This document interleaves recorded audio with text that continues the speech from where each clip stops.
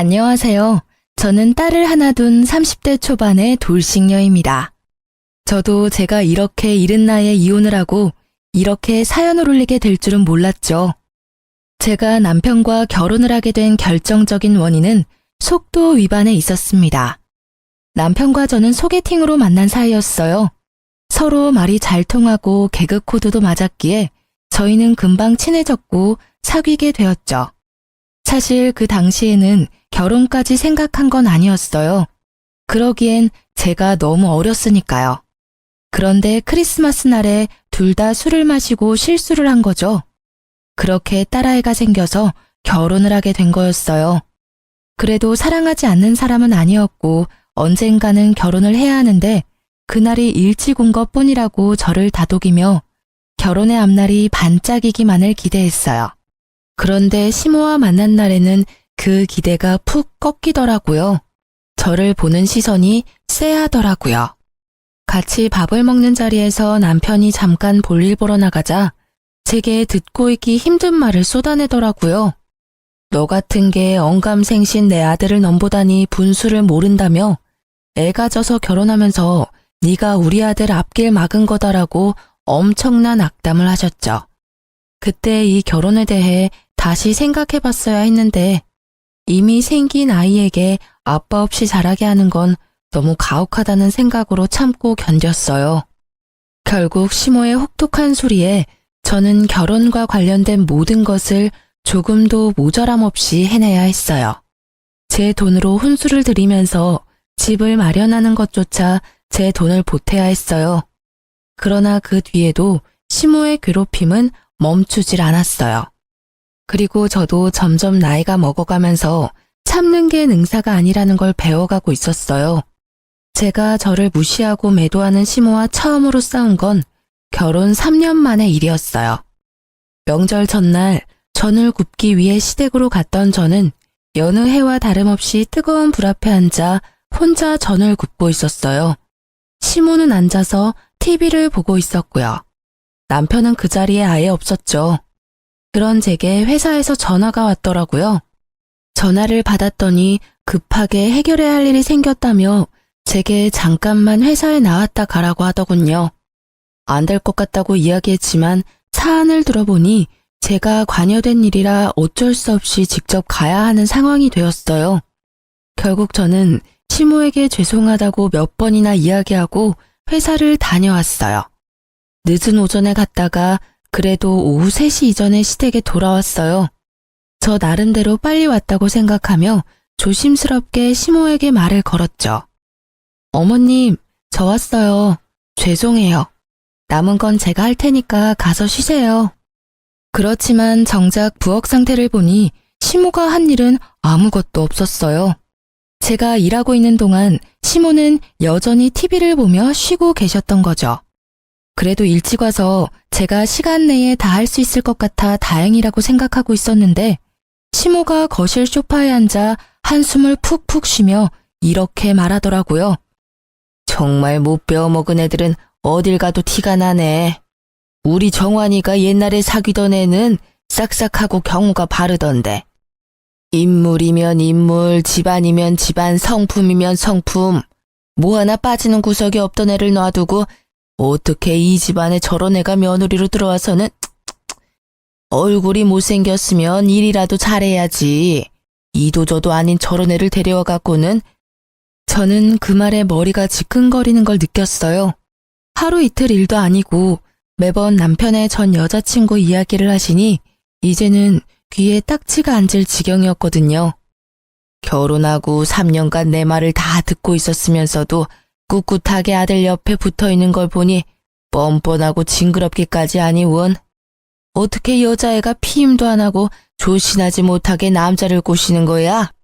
머리에 든 게 없는 애들이 그런 쪽으로만 빠르지. 안 그러니? 그런 일만 없었어도 우리 정환이 인생이 펴는 건데 아우 속상해. 너 볼 때마다 아주 화병이 날 것 같아. 결국 저를 향한 날카로운 시모의 그 말에 저도 뚜껑이 열리고 말았어요. 그래서 결국은 가두고 있었던 감정들을 모두 시모에게 쏟아 부어버렸어요.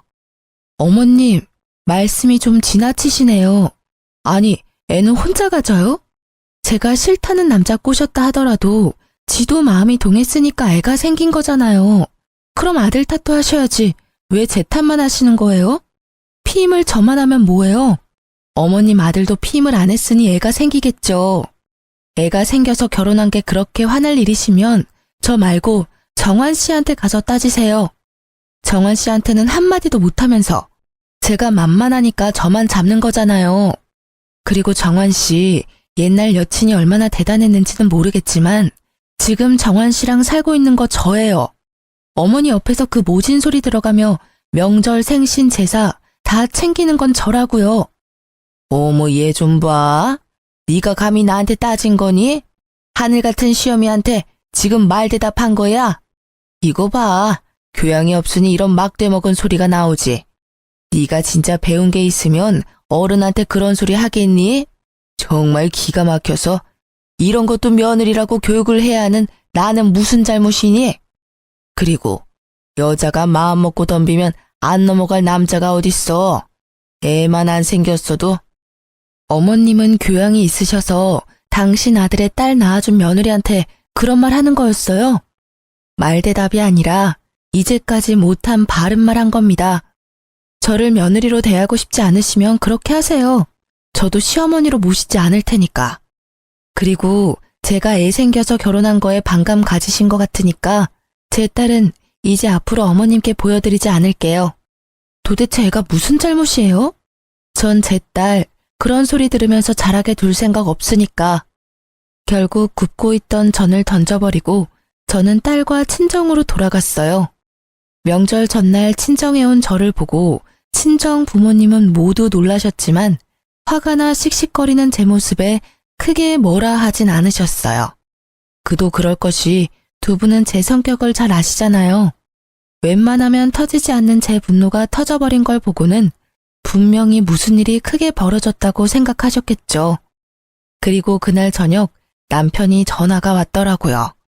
받지 않으려다가 이번 기회에 심호 버릇을 고쳐야겠다고 생각했죠. 무슨 일이야? 냉정한 제 목소리에도 남편은 제 화내기에 바빴어요. 걱정은 하나도 되지 않는지 다짜고짜 화내는 남편에게 저는 약간 실망감이 들 정도였죠. 무슨 일이라니? 명절 전인데 당신 여기 없는 게 무슨 일인 거지? 명절 준비 안 해? 이렇게 다 팽개치고 뭐 하는 짓이야? 아, 어머님이 당신한테 이야기 안 하셨나 보네. 그러니 당신이 나한테 화를 내지. 무슨 일 있었는지 못 들었어? 내가 명절 전날 친정에 오게 만들 만큼 충격적인 말을 하셨는데 당신한테는 알리고 싶지 않으셨나 봐? 엄마가? 별말 없으시던데. 아, 너 또 잔소리 들었다고 지금 친정 가 있는 거야? 매번 듣는 이야기 때문에 지금 시위하는 거지? 네가 어린애야? 생각을 좀 해봐. 엄마 잔소리가 하루 이틀 일도 아닌데 왜 새삼스럽게 굴어? 잔소리라면 잔소리지. 당신 옛날 여자친구 이야기 꺼내면서 나를 피임도 안 하고 남자 꼬셔서 애 낳은 꽃뱀으로 만들던데 그 잔소리 맨날 하시는 데다가 오늘은 여전히 당신 옆에 붙어있는 내가 징그럽다고 하셨어. 당신 생각은 어때? 이래도 그냥 잔소리야? 이거 거의 인격 모독의 언어폭력 수준이야. 나 당신을 가져서 결혼했지만 그랬기 때문에 시어머니한테 잘 보이려고 애 많이 썼어. 그런데 여전히 어머니는 나를 며느리로 안 봐주잖아. 그리고 당신 태도도 그래. 와이프가 그런 소리 들으면 좀 막아줘야 하는 거 아니야? 매번 멀뚱멀뚱 남의 이야기 하는 것처럼 아무 말 없이. 그것도 진짜 짜증나는 일인 거 알아? 제 말에 남편도 놀랐는지 잠시 폰 너머로 말이 없더군요. 이제껏 시모가 저를 탓하고 무시해도 참아온 건 저였어요. 남편은 마치 아무런 말도 듣지 않은 것처럼 행동했고요. 이야기를 하다 보니 그런 남편에게 화가 치밀더라고요. 남편은 제 분노에 잠시 머뭇거리나 싶더니 곧 크게 한숨을 푹 내쉬고는 애 어르듯이 말했어요. 당신이 참고 넘기면 될 일이잖아. 늙은 모친이 옛날 생각나서 그런 말 하는 거 그냥 넘기던지 한 귀로 흘리던지 하면 될 일이지. 다짜고짜 정 굽다가 날라버리면 뒷수습은 누가 해? 어차피 지금 나는 당신이랑 살고 있잖아. 그럼 상황 끝난 거지. 엄마가 뭐라건 크게 신경 쓰지 말라고. 나도 엄마 잔소리가 별거 아니라고 생각해서 별다른 조치를 취하지 않은 것뿐이야. 엄마가 아무리 그래봐야 우리는 부부잖아. 안 그래? 그걸 어떻게 한 귀로 듣고 흘려. 우리 둘이 이혼하라고 등 떠밀고 계시는데. 이번에 어머님 그 발언은 진짜 선을 넘었다고 생각하거든? 그런 말들은 우리 딸을 욕보이기도 하는 거야. 이참에 내가 말하는데 나 앞으로는 시댁 행사에 참여 안 할 거야. 시댁에서 부르면 자기만 다녀와. 나는 어머님이 나한테 사과하기 전에는 시댁 안 갈 거니까 그렇게 알고 있어. 그게 말이 되는 소리야? 당신 화 좀 풀고 생각을 좀 해봐. 며느리가 시댁에 안 가면 어떡하냐? 우리 집에 식구가 많은 것도 아니고 어머니랑 나 둘뿐이잖아. 늙은 노친의 비위 하나 맞추는 게 그렇게 어려운 일이야? 이제까지 잘해왔잖아. 그럼 앞으로도 그렇게 지내면 되는데 왜 분란을 일으켜? 그래, 비위. 노친네 비위 맞추는 거 어렵지 않지. 그런데 어쩌지? 기분이 더러워서 정말 미쳐버릴 것 같거든. 그리고 정신이 막 오염될 것 같거든. 그러니까 절대로 안 가. 어머님은 나한테 절대 사과 안 하실 테니까 영원히 그 집에는 못 갈지도 모르지. 그러니까 이제까지 어머니랑 내 사이 외면했던 당신이 중간에서 열심히 힘 좀 써. 결국 남편은 제 분노를 이기지 못했죠. 평소 조용하던 사람이 화내면 무섭다는 이야기가 진짜인 건지 화를 내는 제 모습에 놀란 듯 그 뒤로는 시댁 행사에 절 부르지 않았어요. 저는 그렇게 시댁에 가지 않게 됐고 행사가 있을 때나 명절에는 남편만 보냈어요. 시모가 분명히 남편에게 제 욕을 하고 있을 테지만 직접 듣는 것도 아닌데 상관없잖아요. 이렇게라도 시모 얼굴을 보지 않으니 속은 편하더라고요. 그렇게 제 결혼 생활은 잘 유지되는 것 같았어요. 물론 시모와의 트러블이 있었지만 고통받으며 사는 것보다는 훨씬 좋았거든요. 다른 사람과 척을 지고도 이렇게 편안한 건 그만큼 제가 그동안 스트레스를 많이 받았던 거라고 생각해요. 이 홀가분함이 오래 갈 거라고 생각한 것도 잠시 정작 결혼 생활을 무너뜨린 건 시모가 아니라 남편이더라고요. 여느 때와 마찬가지로 일하고 돌아온 남편이 목욕하러 들어간 시간에 저는 집 청소에 열중이었어요.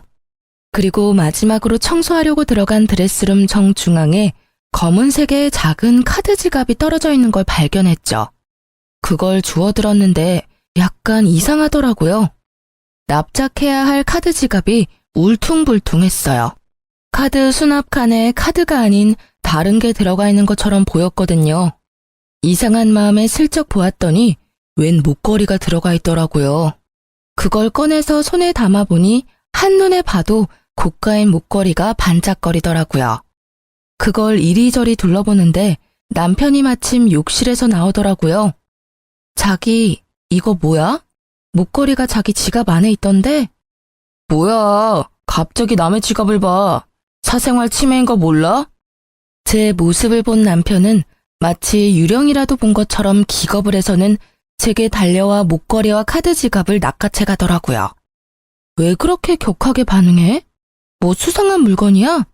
내 말에 남편이 들고 있던 목걸이를 잠깐 보더니 제 손에 다시 올려주더라고요. 그러면서 제게 좀 더 부드러운 말로 이야기했어요. 수상한 물건이라니. 이건 당신한테 줄 선물이었거든. 당신이랑 엄마 사이를 잘 풀어주지 못한 내 탓도 있고 해서 미안함과 고마움을 담아 겸사겸사 산 거야. 진짜?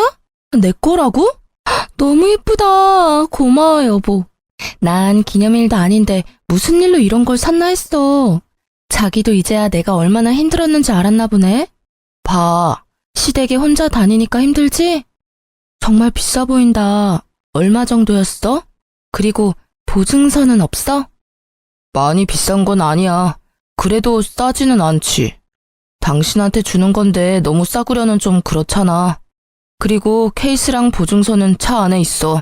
내일 집에 들어오는 길에 가져올게. 근데 이거 왜 지갑에 넣어왔어? 서프라이즈인데 케이스에 넣으면 들키잖아. 그래서 그랬어. 어때? 마음에 들어?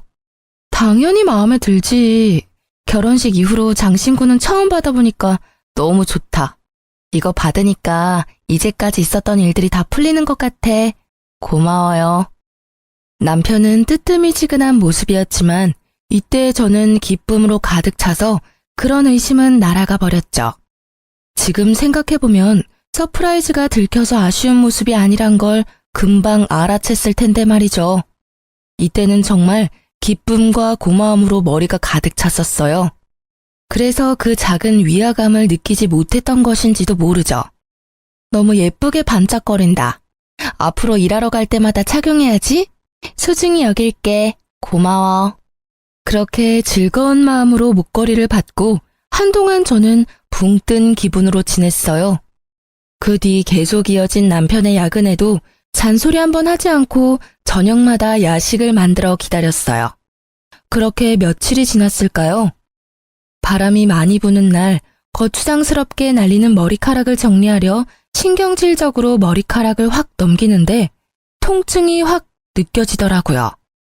보니까 머리카락에 목걸이가 걸려서 겨우 떼어냈는데 고리 부분이 헐겁게 고장나 있더라고요. 결국 저는 보증서를 챙겨서 주얼리숍까지 갔어요. 남편에게 보증서를 받아서 가방 안에 넣어뒀다가 빼지 않았거든요. 이왕 나온 김에 샵까지 간 거였는데 입구에서 전화가 왔어요. 시모의 전화였죠. 저는 무시했어요. 그런데 끊임없이 오는 전화에 결국 전화를 받았어요. 네, 나다. 넌 무슨 전화를 그렇게 안 받아? 네가 시댁에 오지 않기로 했다고 해서 네가 며느리가 아닌 건 아니잖니? 이상한 말이었어요. 언제는 며느리 취급도 안 하더니 오늘따라 내게 며느리임을 강조하는 시모. 그 모습에 이상함을 느낀 저는 시모에게 본론부터 물었어요. 무슨 일로 연락하셨어요? 전 시댁 행사에 참가 안 하기로 이미 남편과 이야기 다 됐는데요.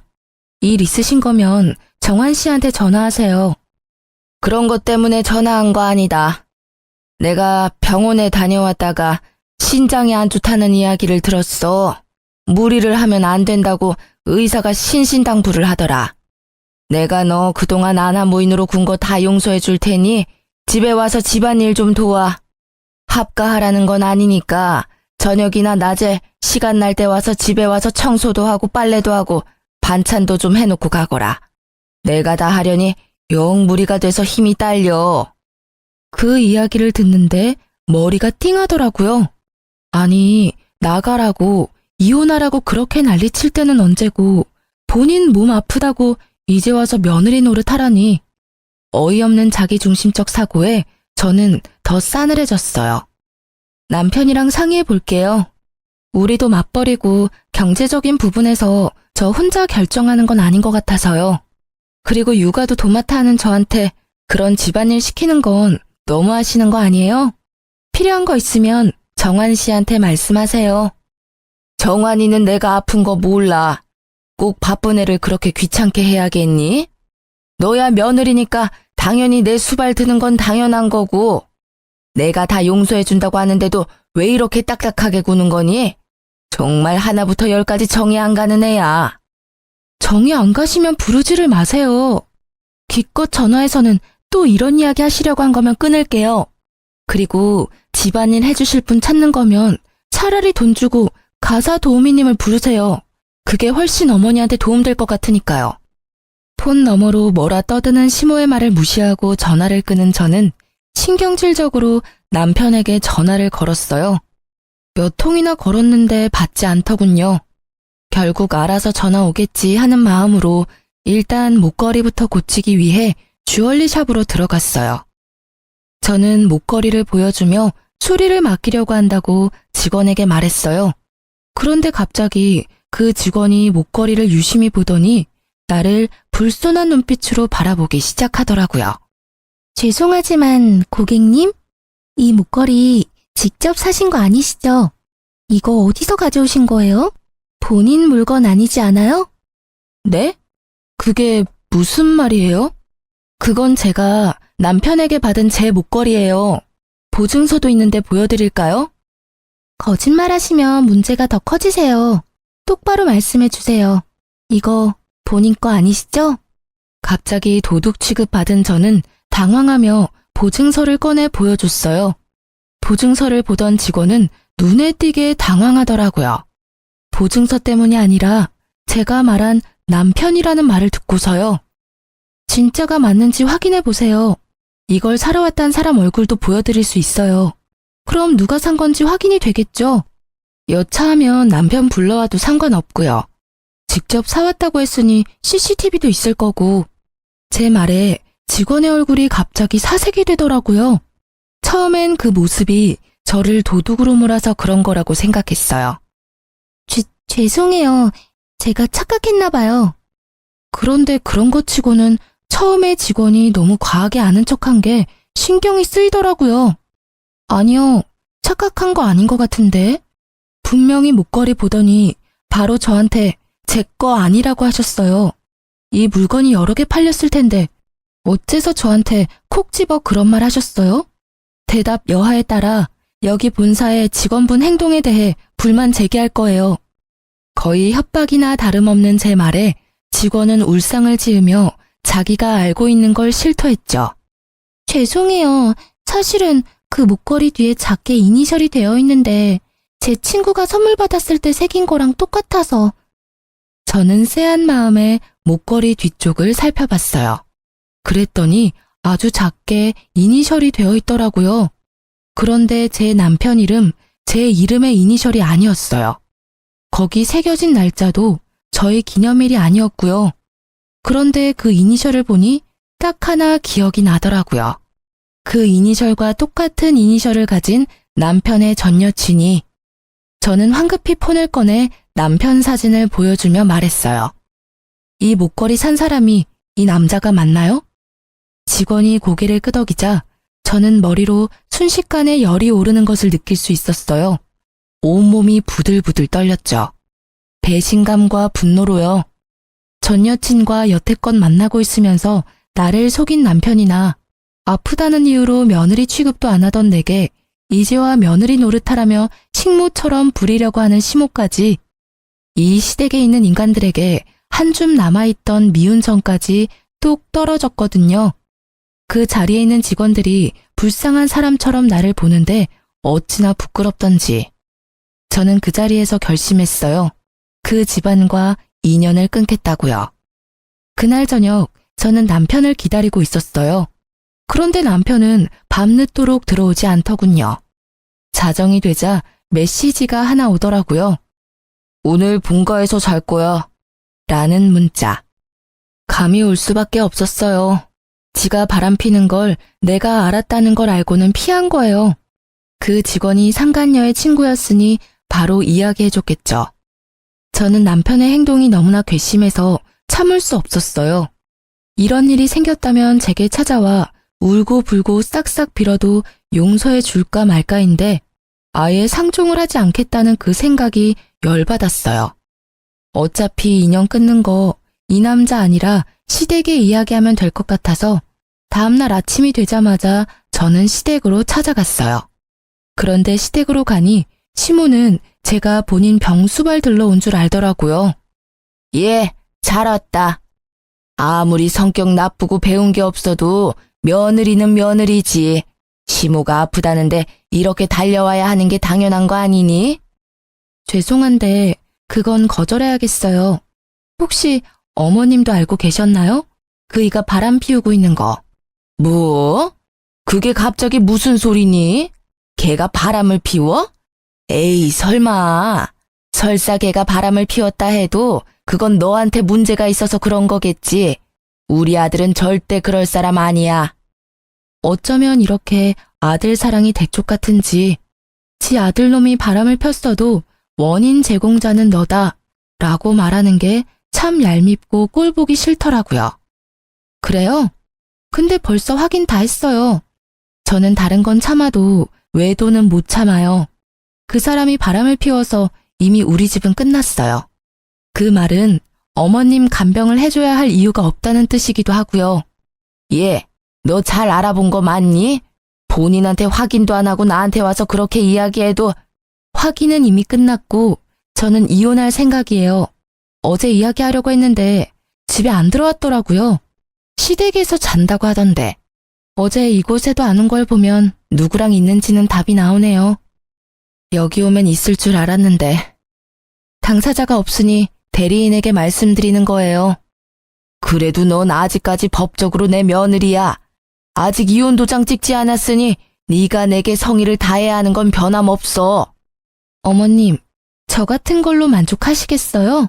어차피 또 듣기 싫은 말 하실 게 뻔한데. 그래도 이번에는 축하드려야겠네요. 남편 상간녀가 어머님이 그렇게 사랑에 맞지 않는 옛날 여친이거든요. 그 상간녀한테 수발 들어달라고 부탁해보는 게 어떨까요?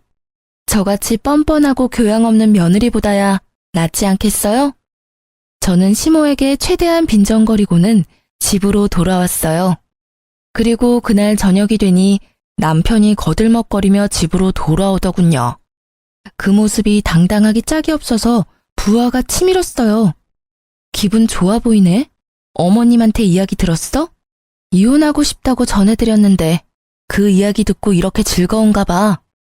그래, 기분 좋지.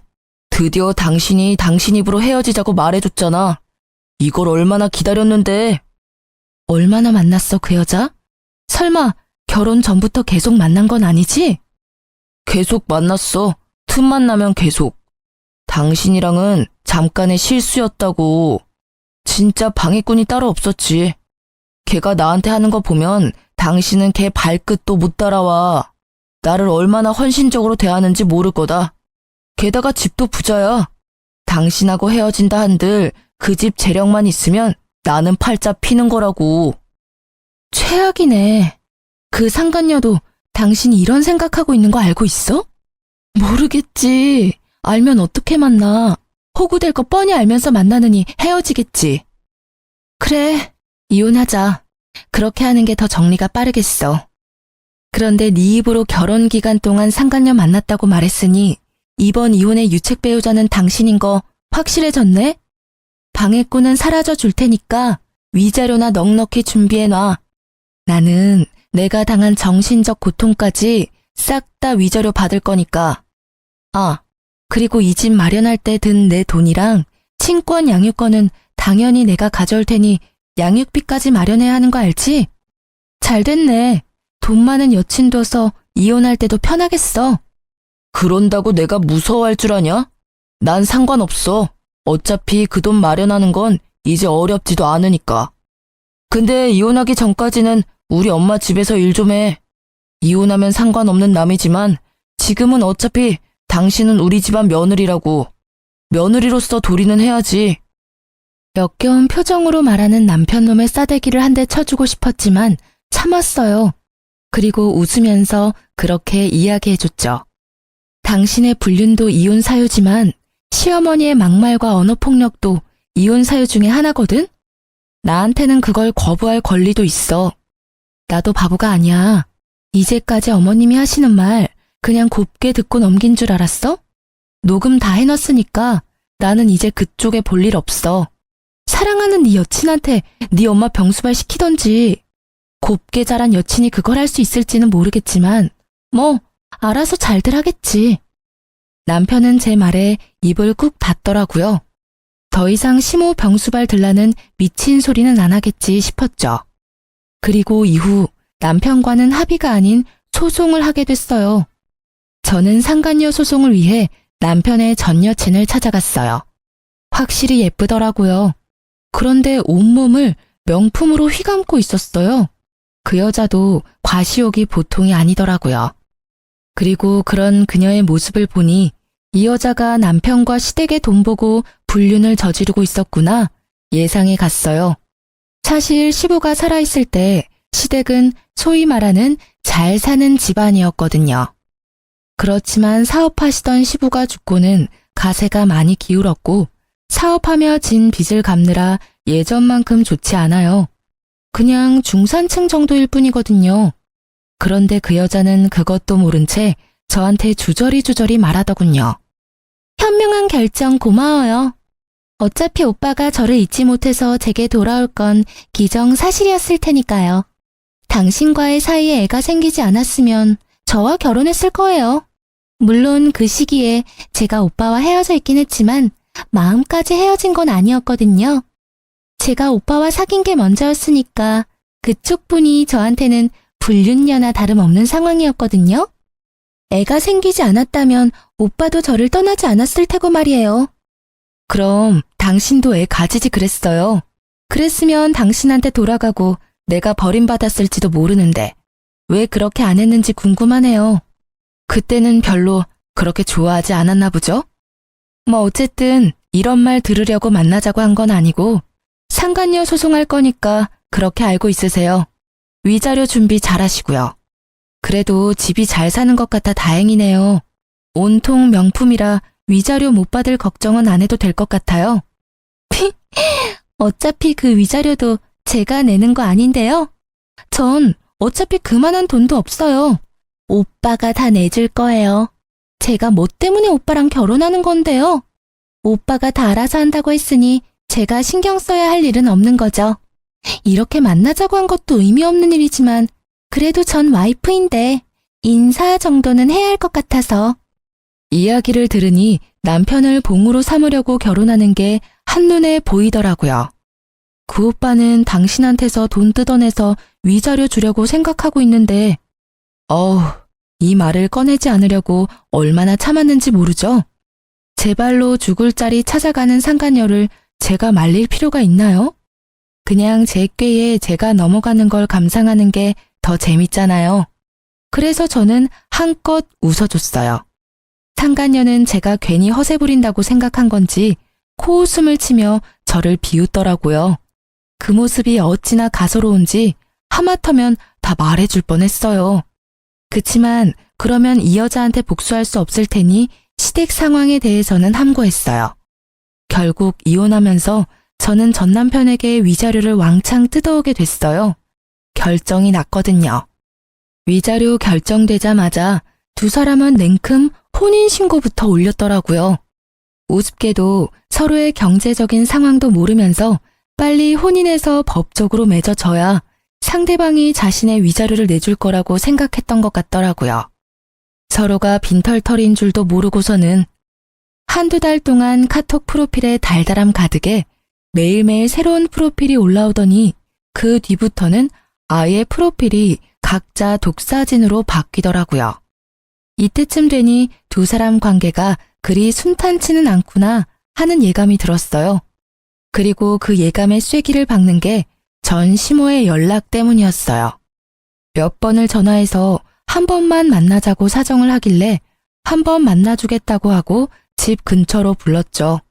또 무슨 어이없는 말을 하려나 하고 기다리던 그때 전 시모는 제 손을 부여잡고는 간절하게 말하더라고요.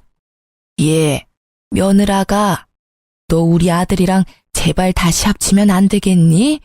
재결합 한번 신중히 생각해봐, 응? 갑자기 이러시는 이유를 모르겠네요. 저희 이미 헤어졌고 더 이상 감정조차 없어요. 게다가 그런 말을 하실 거면 어머님이 아니라 그 사람이 직접 와야죠. 그 고얀 년이 글쎄 나랑 같이 못 산다고 하지 않니? 명절 제사 때도 안 오고 결혼하고 나서 아무것도 안 하겠다고 땅 못 박더라. 어떻게 사람이 그래? 내가 지를 얼마나 잘 챙겨주고 딸같이 대했는데 아픈 시모 모시라는 게 그렇게 힘든 일이니? 그러면서 그 당돌한 게 뭐라는 줄 아니?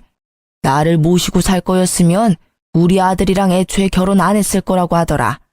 결혼하고 며칠 지나지 않아서 그런 말을 하더라고. 아, 그러셨어요?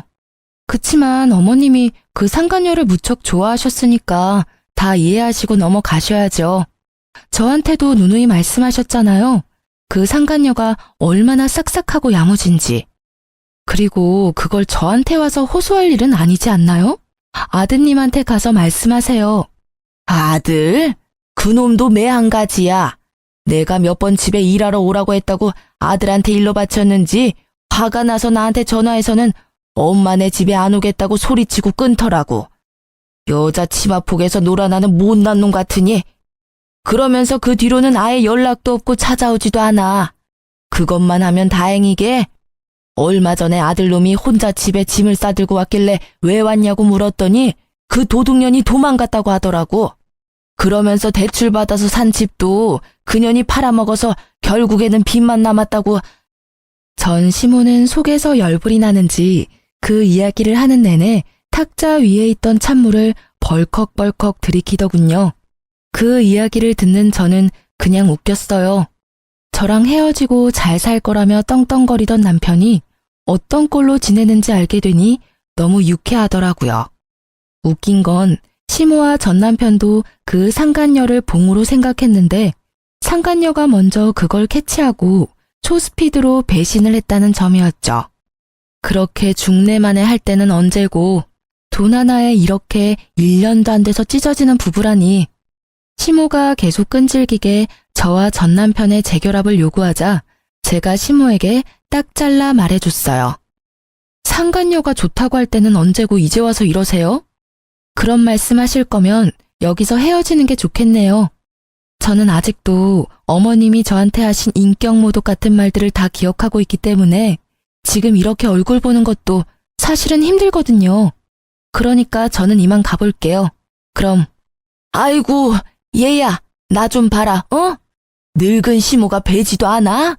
결국 길거리에서 난리치는 모습에 한숨을 푹 쉬며 전 남편에게 전화했어요.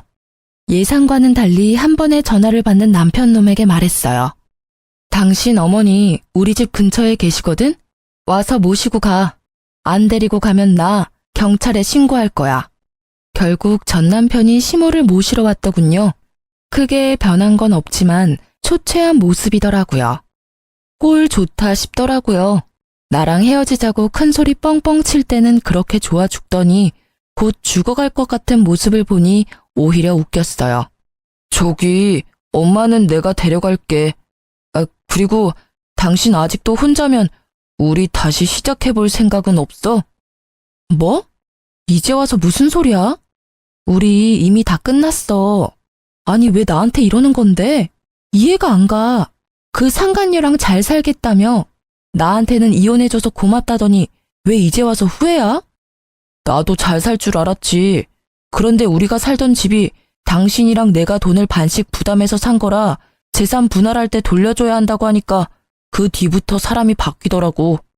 며칠간 분주하게 여기저기 돌아다니는 것 같더니 결국 그 며칠 뒤에 도망갔고, 알고 보니까 그 집도 완전 빈털털이더라고. 어릴 때 사귈 때는 돈 많은 집이라고 알고 있었는데 다 날 속인 거였어. 진짜로 미안해. 나 진짜 속아서 이혼하고 속아서 재혼한 거야. 참 잘하는 짓이다. 마누라 버릴 때는 그런 거 눈에 안 들어오지? 나는 혼인 기간 중에 나 속이고 다른 여자랑 놀아난 남자하고는 재결합할 생각 추호도 없어. 그리고 이미 애가 생겨서 결혼한 며느리한테 내가 아니라 다른 여자를 며느리 삼고 싶다고 말하던 저 미친 아줌마랑 같이 살 생각은 더더욱 없고. 그러니까 다른 데 가서 알아봐. 그리고 아무리 힘들어도 위자료는 꼭 줘. 내가 쓰는 거 아니고 내 딸이 쓸 거니까. 저는 불쌍한 말만 늘어놓으며 동정표를 사려는 두 사람을 남겨두고 집으로 돌아왔어요. 그리고 얼마 뒤 상간녀에게서 연락이 왔더라고요. 만나자고 하길래 저번에 시모와 만났던 카페로 오라고 했죠. 상간녀는 조심스럽게 주변을 살펴보며 들어오더니 제 앞에 앉아서는 다짜고짜 저에게 따지기 시작하더라고요. 당신 어떻게 그 집에 돈 한 푼 없는 걸 나한테 숨길 수 있어? 완전 빈털터리 집안이던데 설마 나 엿먹으라고 말 안 했어? 엿먹으라고 말 안 한 거 맞고, 그리고 그런 건 당신이 먼저 알아봤어야 하는 거 아니야? 유부남 꼬셔서 재혼할 생각으로 가득 차 있었으면서 그런 건 왜 못 알아봤대? 내가 그런 걸 알려줘야 할 의리 같은 거라도 있었나? 제 말에 상간녀가 저를 째려보더라고요. 구구절절 다 맞는 말에 자기가 알아보지 못한 것도 본인 탓인데 왜 여기 와서 남 탓을 하고 있는지. 당신 때문에 내 인생 망쳤어. 나는 초혼이었다고. 그런 놈이랑 결혼을 하게 되다니. 내 계획은 그런 게 아니었다고. 그러니까 당신이 책임져. 책임지라고. 뭘 책임지라고 하는 건지 모르겠네요, 상간녀님. 제가 피해자고 당신이 가해자예요. 그래서 상간녀 소송에서 위자료까지 당신이 나한테 지급하라고 나왔잖아요. 잘 사는 부부 갈라놓더니 이제 와서 물리라고요? 어이가 없어서. 이미 저는 그 집안과 결별했고 당신은 그 집안 사람이니까 잘 살면 되는데 왜 여기 와서 이러는지 모르겠네. 상간녀 소송 취하해. 나 완전히 속아서 이 결혼한 거야. 그러니까 그 위자료 지급 못해. 아니 안 해. 이게 뭐야. 상간녀 소송비도 다 대줄 것처럼 하더니 정작 까보니 아무것도 모아둔 것도 없고 그 집마저 돈 안 내면 팔아야 될 상황이고 거기에 매달 양육비까지. 그런 거지 주제에 나한테 결혼하자고 혼인신고서를 가져와? 나쁜 새끼. 당신도 똑같이 나쁜 년이야. 그러니까 빨리 상간녀 소송 취하해. 다시 한번 나한테 그거 취하하라느니 내 탓이라느니 나를 비방하면 당신 시댁한테 당신 잡아가라고 전화할 거예요. 지금 그 사람들 피해서 도망 다니고 있다던데. 들키고 싶으신 거면 계속 여기서 저한테 말도 안 되는 소리 하세요. 이대로 그 집에 끌려 들어갈 건지 계속 내 탓하며 나를 괴롭힐 건지 알아서 결정하세요. 결국 제 엄포의 상간녀는 불이 나게 도망가더라고요. 줄줄이 저한테 찾아와 제 탓하는 것도 똑같고 서로의 잘못을 하소연하는 것도 똑같더라고요. 어째 그리 똑같은 사람들 셋이 만났는지. 그 뒤로 양육비 때문에 전 남편을 만났었는데 여전히 두 사람은 숨바꼭질 중이고 여전히 법적인 재혼 부부 사이라 새로운 사람도 못 만나고 있다고 하더라고요. 뿌린 대로 거둔 것이니 원망할 필요 없는데도 매번 볼 때마다 신세한탄하는 걸 보니 웃겼어요. 이혼 소송 후 저는 위자료 듬뿍 받아서 딸과 새로운 삶을 시작하고 있어요. 전 남편의 배신의 영향이 큰 탓에 아직까지 재혼 생각은 크게 없어요. 아이를 위해서 아빠가 있었으면 하지만 전 남편처럼 미친놈 만날까봐 겁나서 엄두가 안 나요. 남편 없어도 딸과 둘이서 재밌게 잘 살고 있으니 그쪽으로는 크게 신경 안 쓰기도 하고요. 이렇게 제 짧은 결혼 기간의 일을 글로 써보니 저도 평탄한 삶을 살아온 건 아니다 싶네요. 그래도 더 늦기 전에 그 나쁜 남편놈과 헤어질 수 있어서 천만다행이라는 생각을 해요. 이혼 초반에는 싱글맘으로 일하랴 애보랴 힘들 때도 있지만 그럴 때는 심오한 남편의 횡포에 시달렸던 그때를 생각했어요. 그러면 없던 힘도 솟아났거든요. 넉넉하지 않아도 지금 마음은 어느 때보다 더 편해졌어요. 주변에서 많이 걱정해 주시지만 3년이나 지난 지금은 걱정할 필요 없을 만큼 잘 살고 있어요. 함께 걱정해 주셨던 분들과 저를 지탱해 주셨던 분들에게 감사한 마음으로 하루하루를 살아가고 있어요. 그리고 지금 외도로 힘들어하실 분들이 만약 제 글을 보신다면 용기를 내세요. 참고 있다가는 언젠가 폭발하거나 무너져 버릴지도 모르니까요. 제 사연이 저와 비슷한 일을 겪는 분들에게 작게나마 좋은 위로가 되었으면 좋겠어요. 들어주셔서 감사합니다.